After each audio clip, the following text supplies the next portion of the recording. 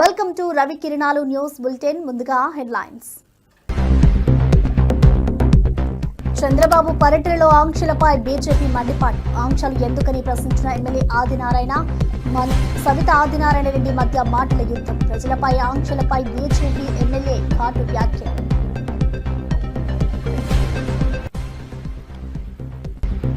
విజయవాడ కోర్టులో చెవిరెడ్డి హడావుడి కలకలం. దేవుడి మీద నమ్మకంతో న్యాయం జరుగుతుందని వ్యాఖ్య. నేనేమీ తప్పు చేయలేదు అన్న చెవిరెడ్డి. స్పందన. కోర్టు వద్ద చేతులది దండం పెట్టిన చెవిరెడ్డి.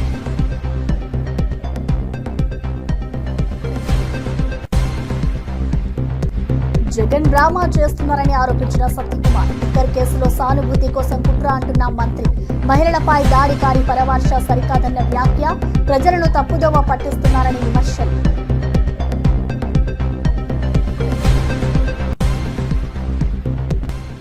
బనకచెర్లపై కేంద్రం స్పందించదా అన్న బీఆర్ఎస్ ఎమ్మెల్యే.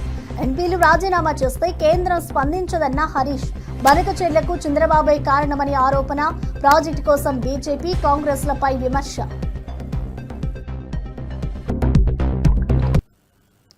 ఇక అనపర్తిలో ఎన్టీఆర్ విగ్రహ ఆవిష్కరణ వేడుకలు. తూర్పుగోదావరి జిల్లా అనపర్తి మండలంలోని దుప్పలపూడి గ్రామంలో టీడీపీ నేతలు ఘనంగా విగ్రహావిష్కరణ కార్యక్రమం నిర్వహించారు. నందమూరి తారక రామారావు, నల్లమిల్లి మూలారెడ్డి విగ్రహాలను ఆవిష్కరించారు. గ్రామ పెద్దలు, ప్రజాప్రతినిధులు, కార్యకర్తలు పెద్ద సంఖ్యలో పాల్గొన్నారు. ఎన్టీఆర్ సేవలు చిరస్మరణీయమని పేర్కొన్నారు.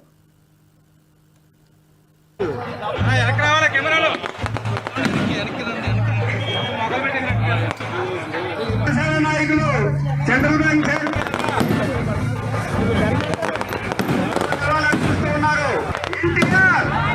పెద్దలంతా మూలానికి విగ్రహావిష్కరణ చేస్తూ ఉన్నారు.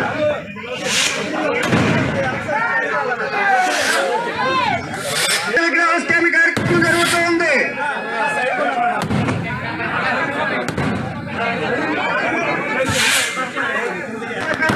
రామకృష్ణారెడ్డి గారు తెలుగుదేశం పార్టీ మనోజ్ బాబు ఆధ్వర్యంలో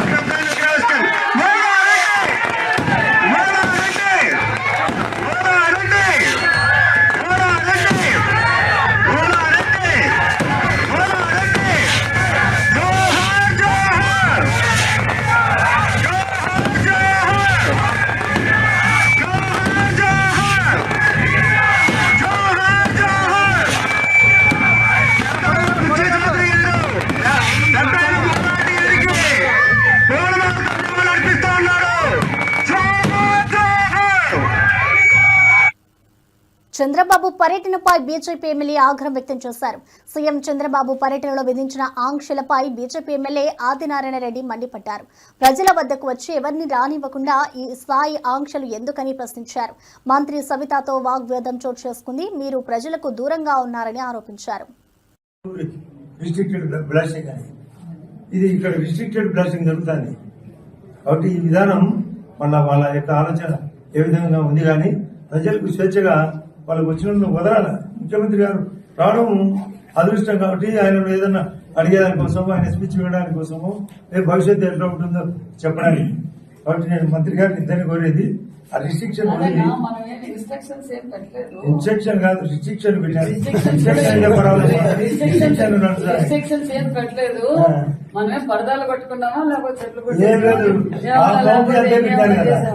కాదు, ఆ పండాలు సంతవరకే పెట్టారు కదా, అంటే ఇక్కడ లిమిటెడ్ కదా. ఎందుకు పబ్లిక్ మీటింగ్ కాకపోయినా ప్రజలకు స్వేచ్ఛా వాతావరణంలో ఒక గౌరవ ముఖ్యమంత్రి గారు వచ్చినప్పుడు, మంత్రులు వచ్చినప్పుడు పరిస్థితులు బట్టి అందులో స్వేచ్ఛగా పరిగెత్తాలి పరిస్థితి. గతం లేదు ఇట్లా అంతా సదాంపే. మేము స్వయంగా నేను 4వసారి ఎమ్మెల్యేగా పనిచేసిన, నేను కూడా మంత్రిగా పనిచేసిన, నేను పరిస్థితులన్నీ తెలుసు. ఇక్కడ ఈ దరిద్రమైన పాలన పోయింది, ఒరిజినల్ పాలన వచ్చింది. కాబట్టి దీనికి మన ఆలోచన ప్రకారం వాళ్ళందరినీ రేపు స్వేచ్ఛగా వదిలేదానికి ఇన్స్ట్రక్షన్స్, రిస్ట్రిక్షన్స్ లేకుండా పరిగెత్తేయాలని మీ అందరి తరఫున కోరుతాను. ఏపీ లిక్కర్ స్కామ్ కేసులో రాజమండ్రి సెంట్రల్ జైల్లో రిమాండ్లో ఉన్న వైసీపీ ఎంపీ మిథున్ రెడ్డిని పోలీసులు విజయవాడ ఏసీబీ కోర్టుకు తరలించారు. గత నెల 20వ తేదీ నుంచి రిమాండ్లో ఉన్న మిథున్ రెడ్డిని రిమాండ్ గడువు ముగియడంతో హాజరుపరచనున్నారు.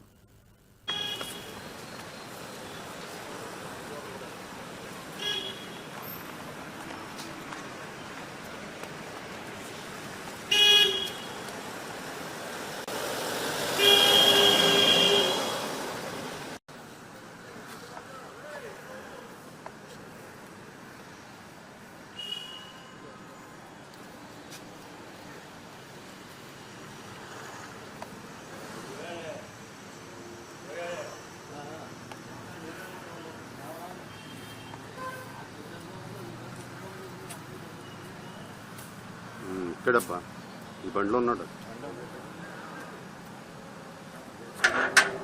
అటుపక్కన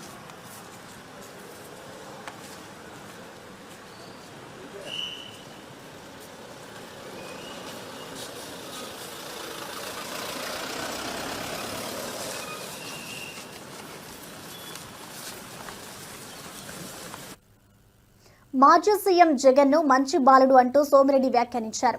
జైల్లో ఉన్న ప్రసన్నను పరామర్శించేందుకు వచ్చిన నేతను ప్రశ్నించారు. సభకు వచ్చావా పరామర్శక అంటూ ఘాటుగా అడిగారు. వైసీపీపై ఆయన విమర్శలు చేశారు. నీకొక విలువలంటే స్పెల్లింగ్ తెలియదు జగన్మోహన్ రెడ్డి, నీకు విలువలంటే తెలియదు నీకు. అందుకని 5 ఏళ్ళు రాష్ట్రాన్ని సర్వనాశనం చేసి ఇప్పుడు మాకు నీతులు చెప్తున్నావు.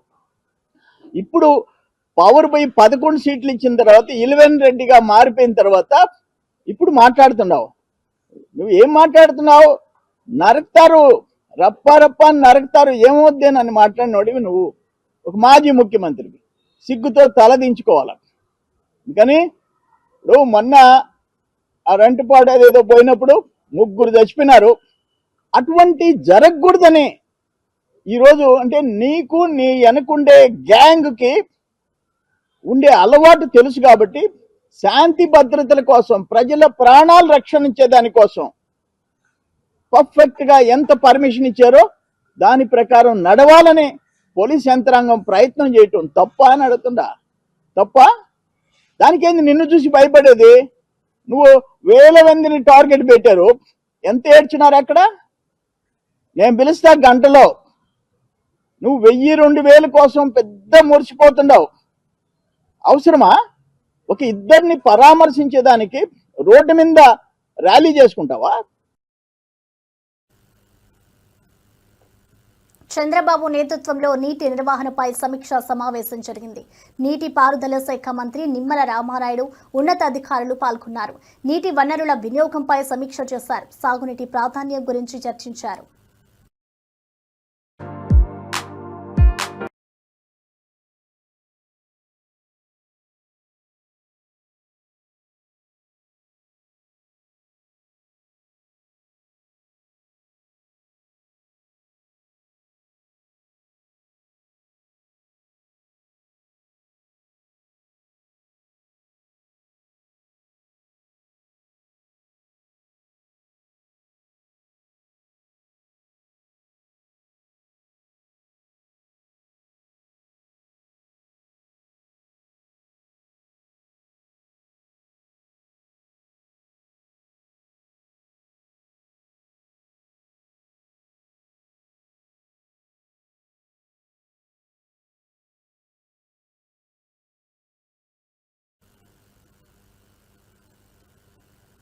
తెలంగాణ నేత హరీష్ రావు బనకచర్ల ప్రాజెక్టుపై కేంద్రం స్పందించలేదని, బీజేపీ ఎంపీలు రాజీనామా చేస్తే కేంద్రం దిగి వస్తుందన్నారు.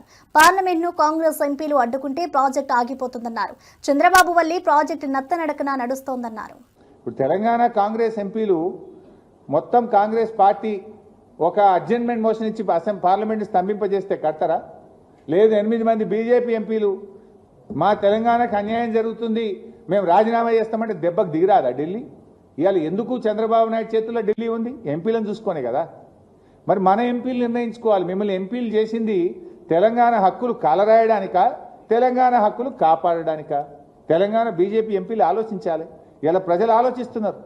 మనం 8 కాంగ్రెస్ని గెలిపిస్తేమి, 8 బీజేపీని గెలిస్తేమి, ఈ 16 మంది మౌనం వహించబట్టే చంద్రబాబు నాయుడు ఇవాళ ఈ ప్రాజెక్టు అన్యాయంగా కడుతుందనే విషయం ఇవాళ తెలంగాణ సమాజానికి అర్థమవుతా ఉంది.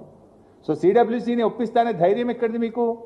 ఎంపీలు నీ చేతులున్నారు కనుక, ఢిల్లీ నీ చేతులు ఉంది కనుక, కేంద్ర ప్రభుత్వం నీ చెప్పు చేతుల్లో ఉంది కనుక నేను ఒప్పిస్తా అనుకుంటున్నావు. కానీ మాకు కూడా రాజ్యాంగం ఉన్నది, ఈ దేశానికి ఒక రాజ్యాంగం ఉన్నది, ఈ దేశంలో ఒక సుప్రీంకోర్టు ఉన్నది. హక్కులను కాపాడడానికి సర్వోన్నత న్యాయస్థానం మీద మాకు నమ్మకం ఉన్నది. అవసరమైతే సర్వోన్నత న్యాయస్థానానికి వెళ్తాం, మా రాష్ట్ర హక్కులను మేము కాపాడతాం.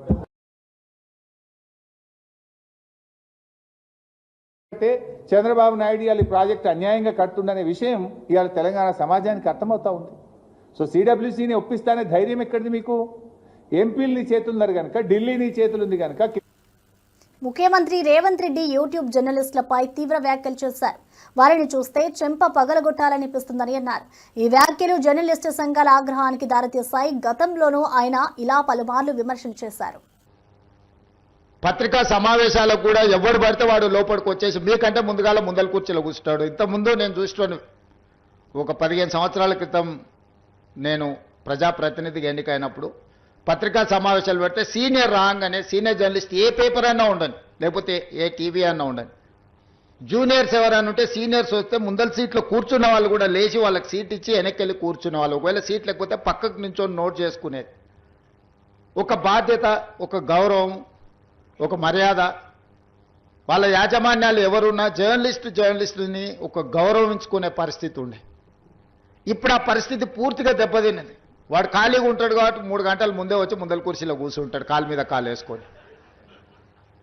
వాడికి ఆ వచ్చిన సీనియర్ జర్నలిస్టు వాళ్ళ జీవితాన్ని మొత్తం జర్నలిజంలో కలిపినరు. వాళ్ళు సిన్సియర్గా ప్రజా సమస్యల్ని విశ్లేషించడానికి, పరిశోధనలు చేయడానికి, వాళ్ళ జీవితాన్ని, ఆరోగ్యాన్ని ఫనంగా పెట్టి, కుటుంబాలను కూడా ఫనంగా పెట్టి ప్రజల సమస్యలను తెలుసుకోవడానికి ఎక్కడెక్కడనో మారుమూల ప్రాంతాలకు వెళ్ళి రోజుల కొద్దీ ప్రజలలో మమేకమయ్యే ఆ సమస్యల్ని తెలుసుకొని వాళ్ళు రాసిందన్న సంగతి, పాలకులు చేస్తున్న తప్పులను పట్టుకోవడానికి నిరంతరం శ్రమించి విశ్లేషించి, మన ప్రాంతంలో జరిగిన విద్యుత్ ఉద్యమాల వెనుక ఇంత కఠోరమైన దీక్ష జర్నలిస్టులది ఉన్నది.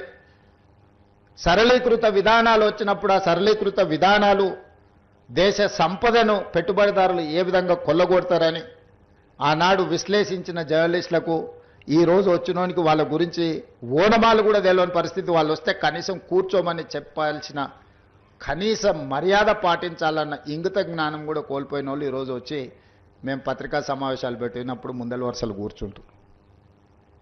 కూర్చోవడం కూడా ధిక్కారంగా,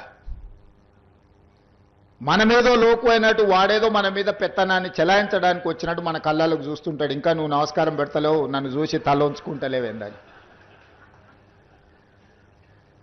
నాకైతే అప్పుడప్పుడు అనిపిస్తుంది దిగిపోయి పల్ల చెంపలు వలగొట్టాలని. కానీ పరిస్థితులు, హోదా అడ్డం వస్తుంటాయి. గతంలో జర్నలిస్టులను చూస్తే మర్యాద. నెల్లూరులో వైఎస్ జగన్ పర్యటనపై 3 కేసులు నమోదు చేయడాన్ని టీడీపీ ఖండించింది. జగన్ ప్రజల్లో తిరుగుతుండడాన్ని ఓర్వలేకే కేసులు పెడుతున్నారని ఆరోపించారు. కూటమి ప్రభుత్వం పులివెందుల ఎమ్మెల్యేలనంటూ అవహేళన చేస్తుందని విమర్శించారు.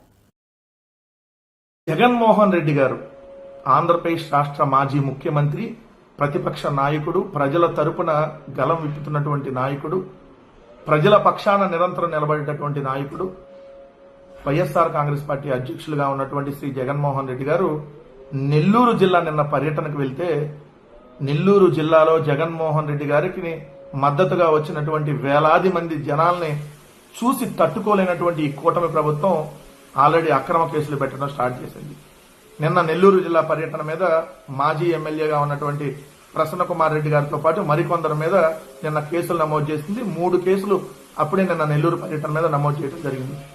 నేను అడుగుతా ఉన్న సూటిగా ఈ కూటమి ప్రభుత్వాన్ని, ఏమయ్యా 164 మంది ఉన్నారు కదా ఎమ్మెల్యేలు, 3 రాజకీయ పార్టీలు కలిపి పోటీ చేసి ఇప్పుడు కూడా కూటమిలోనే ఉన్నారు కదా, ఇంకో రాజకీయ పార్టీగా ఆ షర్మిల కాంగ్రెస్ మీకు మద్దతుగా ఉంది కదా, సో మరి 4 రాజకీయ పార్టీలు, 2 దినపత్రికలు, ఏదైతే ఒక 10 శాటిలైట్ ఛానళ్లు, ఒక 500కు పైగా యూట్యూబ్ ఛానళ్లు, ఇంత మందిని పెట్టుకొని ఆఫ్టర్ ఆల్ జగన్మోహన్ రెడ్డి గారు అంటున్నటువంటి మీరు కేవలం 11 సీట్లే ఆఫ్టర్ ఆల్ పులివెందుల ఎమ్మెల్యే అని చెప్పి హేళనగా మాట్లాడేటటువంటి మీరు మరి జగన్మోహన్ రెడ్డి గారి కోసం జనాలు వస్తుంటే ఎందుకు అడ్డుకున్నారు? జగన్మోహన్ రెడ్డి గారి పర్యటన అంటే ముందు అక్కడ ఉన్నటువంటి నాయకులందరికీ నోటీసులు ఇస్తారు. సో దాని తర్వాత అక్కడ ఉన్నటువంటి యాక్టివ్ గా ఉన్నటువంటి కార్యకర్తలకు నోటీసులు ఇస్తారు. అయినా కూడా వాళ్ళు అక్కడికి వస్తున్నప్పుడు వాళ్ళని బారికేడ్లు పెట్టి అడ్డుకుంటారు, ముళ్ళ కంచెలు పెట్టి అడ్డుకుంటారు, ఆఖరికి రోడ్లు కూడా తోవేస్తున్నారు. జగన్మోహన్ రెడ్డి గారు వస్తుంటే ఏదైతే ఆయన పర్యటనకు జనాలు రాకూడదని చెప్పి, సరే అక్కడికి వచ్చినటువంటి జనాలని ఏదో ఒక విధంగా అక్కడ జనం వస్తే వాళ్ళ మీద లాఠీ చార్జ్ చేస్తున్నారు. వచ్చి మీటింగ్ అయిపోయి వెళ్ళిపోయిన తర్వాత, లేదంటే ఆ పర్యటన అయిపోయి వెళ్ళిపోయిన తర్వాత అక్కడికి వచ్చినటువంటి వాళ్ళ మీద కేసులు పెడుతున్నారు, అరెస్టులు చేస్తున్నారు. ఇన్ని రకాల కుట్రలు మీరు పన్నుతున్నారు అని అంటే మీ కూటమి ప్రభుత్వం అట్టర్ ఫ్లాప్ అయింది కాబట్టి, మీ కూటమి ప్రభుత్వం మీద జనంలో తిరుగుబాటు మొదలైంది కాబట్టి, దానికి మద్దతుగా జనం జగన్మోహన్ రెడ్డి గారికి వస్తున్నారు కాబట్టి, మీ కూటమి ప్రభుత్వ వ్యతిరేకతని ఏదైతే చూపించుస్తూ జగన్మోహన్ రెడ్డి గారికి మద్దతుగా వస్తున్నారు కాబట్టి ఎలాగోలా కేసులు పెట్టి వేధించి అరెస్టులు చేయాలనేది మీ ప్రయత్నం. సో మీరు ఎన్ని రకాల అరెస్టులు చేసుకున్నా, రాప్తాడులో 100 మంది మీద కేసులు పెట్టి అరెస్ట్ చేశారు, అదేవిధంగా పొదిల్లో 100 మంది మీద కేసులు పెట్టి అరెస్ట్ చేశారు, బంగారుపాళ్యంలో 2700 మందికి నోటీసులు ఇచ్చారు, తర్వాత కొంతమందిని అరెస్ట్ చేశారు. ఏదైతే దాని తర్వాత చూస్తే గుంటూరు మిర్చియాటికి జగన్మోహన్ రెడ్డి గారు ముందు వస్తే ఆయన మీద కేసులు పెట్టారు, సత్తెనపల్లిలో రెంటపాలు జగన్మోహన్ రెడ్డి గారు వెళ్తే ఆయన మీద కేసులు పెట్టారు. ఇప్పుడు నెల్లూరు వెళ్తే నెల్లూరులో కూడా ఏదైతే 3 కేసులు ఆల్రెడీ నమోదు చేయడం జరిగింది ప్రసన్న కుమార్ రెడ్డి ఎక్స్ఎమ్మెల్యేతో పాటు మరికొంతమంది మీద. అంటే ఈ రాష్ట్రంలో ప్రకటిత ఎమర్జెన్సీ నడుస్తుంది. ఎమర్జెన్సీ రోజుల కంటే దారుణమైనటువంటి పరిస్థితులు ఓపెన్ గానే ఇదిగోండి మేము ఎమర్జెన్సీని పెడుతున్నామని చెప్పి చూపిస్తున్నటువంటి పరిస్థితులు నడుస్తా ఉన్నాయి. అంత ఘోరంగా ఈ ప్రభుత్వం వైఫల్యం చెందింది కాబట్టి జగన్మోహన్ రెడ్డి గారిని చూసి తట్టుకోలేక, జగన్మోహన్ రెడ్డి గారి కోసం వస్తున్నటువంటి జనాలను చూసి ఓర్చుకోలేక కడుపు మంటతో ఏదో ఒక విధంగా అణగదొక్కాలనేటటువంటి ప్రయత్నంతో ఈ కూటమి ప్రభుత్వం తప్పుడు కేసులు పెడతా ఉంది. తన ఆస్తుల విలువ 1000 కోట్లు అన్న ఆరోపణలపై అనిల్ కుమార్ యాదవ్ స్పందించారు. నిజంగా అలా అయితే 950 కోట్లు అమరావతి అభివృద్ధికి విరాళంగా ఇస్తానని అన్నారు. తనకు 50 కోట్లు చాలు అంటూ తన సౌమ్యతను చాటారు. ఒక వారం రోజులుగా నా మీద కొన్ని ఛానళ్లు కానీ పేపర్లు కానీ కొంతమంది కానీ రకరకాలు మాట్లాడటం జరుగుతూ ఉంది. శ్రీకాంత్ రెడ్డి ఒక కన్ఫెషన్ రిపోర్ట్ ఇచ్చాడు. ఆ కన్ఫెషన్ రిపోర్ట్లో శ్రీకాంత్ రెడ్డి నేను కలిసి చేశాము, కొన్ని ఆస్తులు పెట్టారు. ఆ ఆస్తులు ఈ క్వార్ట్స్లో వచ్చిన డబ్బులతో శ్రీకాంత్ రెడ్డి నా బినామీ అని చెప్పి కొన్నారు అని చెప్పడం కూడా జరిగింది. నిజంగా పోలీసులు కానీ లేకపోతే ఆ ఇన్ఫర్మేషన్ ఇచ్చిన పాపం ఆ పోలీసులకు ఇన్ఫర్మేషన్ ఇచ్చిన నాయకులకు కానీ ఒక కన్ఫెషన్ రిపోర్ట్ రాయించేటప్పుడు కన్ఫెషన్ రిపోర్ట్ ఇచ్చి బలవంతంగా సంతకం జడ్జి ముందు కూడా చెప్పడం జరిగింది ఏ విధంగా సంతకం పెట్టి రాయించేటప్పుడు కనీసం నిజాలు లేదంటే వాస్తవానికి దగ్గరగా అయినా ఒక రిపోర్ట్ రాయించాలి. రెండోది శ్రీకాంత్ రెడ్డికి సంబంధించిన 3 ఆస్తులు రాశారు. హైదరాబాద్, నాయుడుపేట, గూడూరుకి సంబంధించి నా బినామీ అని రాస్తూనే ఉన్నారు. పాపం ఈ క్వార్ట్స్ డబ్బులు తీసుకుని వచ్చి పెట్టాడంట. సరే 2023 ఆగస్టులో నుంచి క్వార్ట్స్ మొదలు పెట్టారు, 7 నుంచి డబ్బులు అన్నారు. కానీ వాళ్ళు పాపం కనీసం డేటానా సరిగ్గా తెచ్చుకోవాలి. మైన్ లో నుంచి మెటీరియల్ ఎత్తారు, ఏ మైన్స్ లో బ్లాస్టింగ్ జరిగింది, ఏ మైన్స్ లో నుంచి ఎక్స్పోర్ట్ వెళ్ళింది, ఎవరికి ఇచ్చారు అన్నది ఈ రోజు దాకా ఎంక్వైరీ చేద్దాం రండి. నేనే అడుగుతున్నాగా రండి. అసలు 2022 నుంచి ఈ గంట దాకా ఈ రోజు దాకా దాన్ని కూడా మీరు చెప్తున్నారు కదా తొందరలోనే. మీరెవరైతే నాకు శ్రీకాంత్ రెడ్డి కలిసి చేశాం క్వార్ట్స్ అని చెప్తున్నారో అదే వ్యక్తి ద్వారా ఖచ్చితంగా ఈడీ కోర్టులోనే పిటిషన్ ఇస్తాను ఎంక్వైరీ చేయమని. నేను శ్రీకాంత్ రెడ్డి కలిసి చేస్తుంటే నా బినామీలు వేస్తుంటే మేము ఇవ్వాల్సిన అవసరం లేదు కదా, మేము చేయాల్సిన అవసరం లేదు కదా, తప్పకుండా చేస్తాను. ఎవరో ఒకరిని పిలుచుకురావడం, వేయటం, మీరు ఒకవేళ రైట్ అరెస్ట్ చేస్తారు 30 రోజులు, 60 రోజులు, 90, 120 ఉంటా. మీరు పెట్టేసినంత మాత్రాన నాకేదో కొంతమంది సునకానందం పొందొచ్చు, కొంతమంది ఆనందపడచ్చు, బురద జల్లొచ్చు.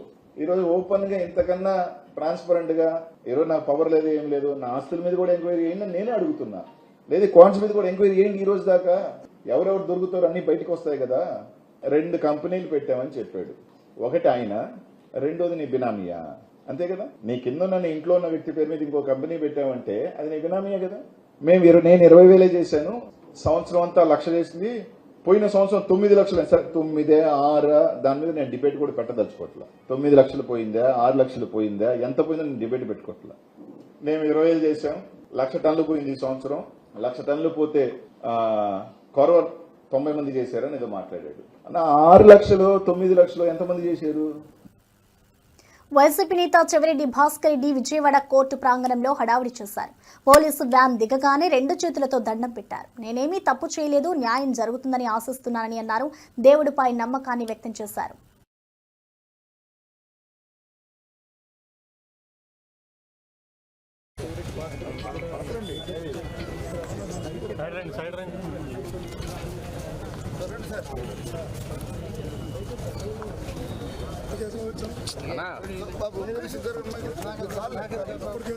బాబు ఆలస్యమైన న్యాయం గెలుస్తుంది మనసాచకరమైన ఏ తప్పు మా తమ్ముడు లిక్కర్ని ద్వేషించే వాడిని లిక్కర్కి వ్యతిరేకంగా పెరిగిన వాడిని గారు ఎదుర్కోవడానికి సిద్ధంగా ఉన్నాం. దేవుడు God is supreme, nature is supreme. ఎదుర్కొంటా ధైర్యంగా ఎదుర్కొంటాం, ధైర్యంగా ఎదుర్కొంటాం. దేవుడు ఉన్నాడు, దేవుడు ధైర్యంగా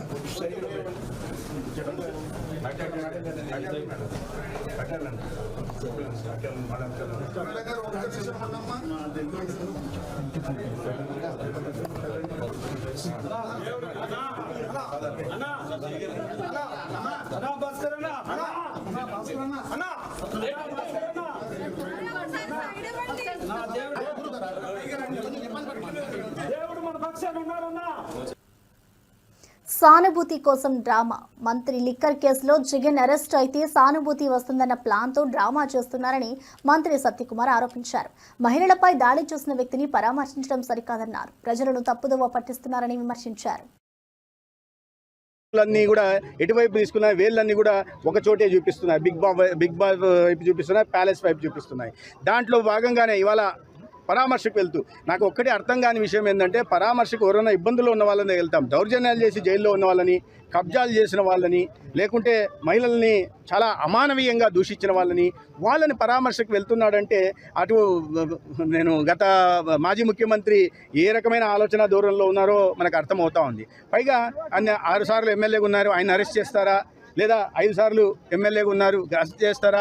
గతంలో మంత్రిగా పనిచేశారు, అరెస్ట్ చేస్తారా అని ఒక వితండవాదం చేస్తున్నారు. మీరు తప్పులు చేసి, కబ్జాలు చేసి, దౌర్జన్యాలు చేసి, మారణోమాలు సృష్టించి, భౌతిక దాడులకు పాల్పడితే దానికి 6 సంవత్సరాలు ఎమ్మెల్యే ఉంటే ఏమి, 6 సార్లు ఎమ్మెల్యే ఉంటే ఏమి? ఎవరైనా నేరస్తుడే చట్టం దృష్టిలో. తద్వారా ఆయన ఏం చెప్పి సమాజానికి మెసేజ్ ఇస్తున్నాడంటే, ఇన్ని సంవత్సరాలు ఎమ్మెల్యేలుగా ప్రజాప్రతినిధులుగా ఉంటే వాళ్ళని అరెస్ట్ చేయకూడదని ఒక కొత్త వాదన తీసుకొచ్చారు. అటువంటిది ఏం లేదు. ఆయన గతంలో ముఖ్యమంత్రులు చేసిన మధు కోడాలు జైలుకి వెళ్ళారు, మీరు కూడా ఎంపీగా ఉండి జైలుకి వెళ్ళారన్న విషయాన్ని ఒకసారి గుర్తుపెట్టుకోవాలా. అదే సమయంలో మరి ఇటువంటి వితండవాదం చేస్తున్న మీరు పవన్ కళ్యాణ్ గారిని ఏ రకంగా ఇబ్బంది పెట్టారు గుర్తులేదా? ఏ రకంగా 53 రోజుల పాటు ముఖ్యమంత్రి, 14 సంవత్సరాల పాటు ముఖ్యమంత్రిగా పనిచేసిన చంద్రబాబు నాయుడు గారిని 9 సార్లు ఎమ్మెల్యేగా గెలిచిన అకారణంగా ఎటువంటి ఆధారాలు లేకుండా అరెస్ట్ చేయలేదా? అచ్చెన్నాయుడు గారిని భౌతికంగా వారి మీద దాడులు పాల్పడలేదా? కుల్లు రవీంద్ర గారిని జైల్లో పెట్టలేదా? లేకపోతే దూలిపల్ల నరేంద్ర గారిని పెట్టలేదు? ఎవరిని పెట్టలేదు చెప్పండి? ఎవరి మీద దాడులు చేయలేదు చెప్పండి? ఏంటంటే ఇవన్నీ దారులు తన వైపే వస్తున్నాయి. ఈ మద్యం కేసులో తన వైపు వస్తుంది, తను ఎక్కడ అరెస్ట్ అవుతానన్న భయంతో ఈ రకంగా జగన్మోహన్ రెడ్డి గారు వితండవాదం చేస్తూ ప్రజల్ని ఒక కన్ఫ్యూజన్లోకి నెట్టేసే ప్రయత్నం చేసి తద్వారా ఏమైనా సానుభూతి లభిస్తుందేమో అని చూశారు. కొన్ని వేల మంది ప్రాణాలతో మీ మద్యం కోసం, మీ ధనార్జన కోసం మీరు చేసిన ఈ అన్నవరం ఆగమ పాఠశాలలో చదువుతున్న విద్యార్థులు అస్వస్థతకు గురయ్యారు. వీరిని ఆసుపత్రికి తరలించి చికిత్స అందిస్తున్నారు. దేవాదాయ శాఖ కమిషనర్ రామచంద్ర మోహన్ విద్యార్థులను పరామర్శించారు. వారి ఆరోగ్య పరిస్థితిని అడిగి తెలుసుకున్నారు. వంట చేసే విధానం, తీసుకుంటున్న జాగ్రత్తలు, అంటే ఇప్పుడు సీజన్ కనుక ఈ వర్షాకాలం అంతా కూడా కొంచెం ఈ డయేరియా అది వచ్చే అవకాశం ఎక్కువ ఉంటుంది కనుక అక్కడ ప్రికాషన్స్ గురించి కూడా సూచనలు ఇవ్వడం కోసం నేను రావడం జరిగింది. దేవస్థానానికి అనుబంధంగా ఉన్న ఆగమ పాఠశాలలో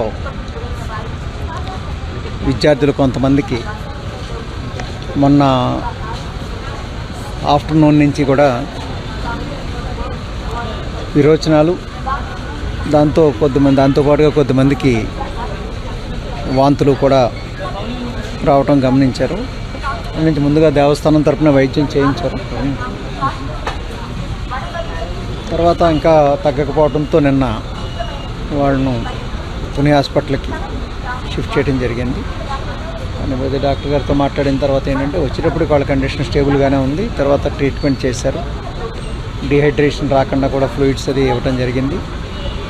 ఇప్పుడు అందరి పరిస్థితి కూడా బాగానే సేఫ్గానే ఉంది. ఈరోజు డిశ్చార్జ్ చేస్తామని డాక్టర్ గారు కూడా చెప్తున్నారు. అయితే నిన్న సాయంత్రం మాకు హెడ్ ఆఫీస్కి ఈ విషయం తెలిసింది. పరిస్థితి ఎలా ఉంది, వీళ్ళు పేషెంట్స్ పరిస్థితి ఎలా ఉంది, అలాగే అక్కడ తీసుకోవాల్సిన ప్రికాషన్స్ గురించి కూడా ఒకసారి పరిశీలించి మాజీ ఎంపీ గోరెంట్ల మాధవ్ మాట్లాడుతూ చంద్రబాబు పోలీస్ వ్యవస్థను తన కబంధ హస్తాల్లో బంధించారన్నారు. వేటాడే పులిలా ఉండాల్సిన పోలీసులు ఇప్పుడు సర్కస్ పులిలా మారారని విమర్శించారు. పోలీసులపై దాడులు జరిగితే పట్టించుకునేవారే లేరన్నారు. అసాంఘిక శక్తుల పట్ల పోలీస్ వ్యవస్థ అనేది ఒక హంటింగ్ చేసే పులిలాగా ఉండాలి. ఎప్పుడైతే పులి వేటను మర్చిపోతుందో ఊర కుక్కలు పులిపైన దాడి చేస్తవి. ఇది పోలీసు వ్యవస్థ నిత్యం ఈ విషయంలో జాగ్రత్త వహించాలి. అందులో భాగంగానే ఈరోజు పోలీసు వ్యవస్థను ఒక సర్కస్ పులిలాగా తయారు చేసినాడు చంద్రబాబు నాయుడు గారు.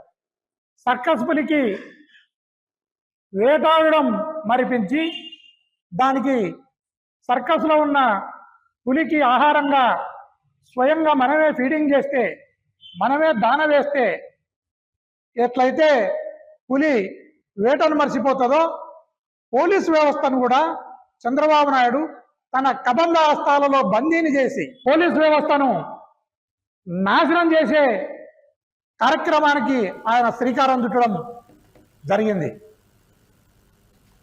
టీడీపీ ఎమ్మెల్యే వేమిరెడ్డి ప్రశాంత్ రెడ్డి జగన్పై ఘాటు వ్యాఖ్యలు చేశారు. మహిళలపై వ్యక్తిగత వ్యాఖ్యలు చేయడం ద్వారా సభ్య సమాజం తలదించుకునేలా చేస్తుందని ఆరోపించారు. ఓదార్పు పేరుతో ఓ అభద్రతని చాటుతున్నారని మండిపడ్డారు. నువ్వు ఇక్కడ గ్రావెల్ ఎత్తావమ్మా, నువ్వు ఇక్కడ మట్టెత్తావమ్మా, ఇసుకెత్తావమ్మా, నువ్వు మాట్లాడాలి. దీన్ని రాజకీయ విమర్శలు అంటారు. విమర్శలకి ప్రతి విమర్శలు అంటారు. అంతేగాని నేను నిన్ను రాజకీయంగా విమర్శిస్తే నువ్వు నా వ్యక్తిగత హననం చేశావు. అసలు నీకేం హక్కు ఉందని ఒక మహిళ గురించి మాట్లాడడానికి సభ్య సమాజం తలదించుకునేలాగా 10 మందిని వేసుకొని నువ్వు ఎలా మాట్లాడగలవు? నువ్వు మాట్లాడిన దానికి ఈ రోజు జగన్మోహన్ రెడ్డి గారు వచ్చి నిన్ను పరామర్శించడం అనేది సభ్య సమాజం మరోసారి తలదించుకుంటుంది మిమ్మల్ని అందరినీ చూసి. ఇలాంటి వైఎస్ఆర్సీపీ పార్టీనా, ఇలాంటి నాయకులనా మనం 5 సంవత్సరాలు వీళ్ళకా పట్టం కట్టింది అని చెప్పి ఆలోచిస్తున్నారు ప్రతి ప్రజలు. ఈ రోజు దేనికి మీ ఓదార్పు యాత్రలు? ఎవరిని పరామర్శించడానికి మీ ఓదార్పు యాత్రలు? ఇలాంటి వాళ్ళని పరామర్శించడానికా? వాళ్ళకి మీరు చెప్పినట్టే వాళ్ళకి అమ్ముంది, వాళ్ళకి భార్య ఉంది, వాళ్ళకి చెల్లెళ్ళు ఉన్నారు, అక్కల చెల్లెళ్ళు ఉన్నారు, అందరూ ఉన్నారు. వాళ్ళ అక్కల చెల్లెళ్ళే రాజకీయంలోకి వచ్చుంటే, వాళ్ళ అమ్మే రాజకీయంలోకి వచ్చుంటే, వాళ్ళ భార్య రాజకీయంలోకి వచ్చుంటే ఎవరైనా ఇలా విమర్శిస్తే మీరు గమ్ముకుంటారా? మీరు ఎంత దిగజారుడుతనం మీద ఉందంటే ఈ మాటలు మీరు మాట్లాడిన. మరిన్ని అప్డేట్స్ కోసం చూస్తూనే ఉండండి రవి కిరణాలు న్యూస్.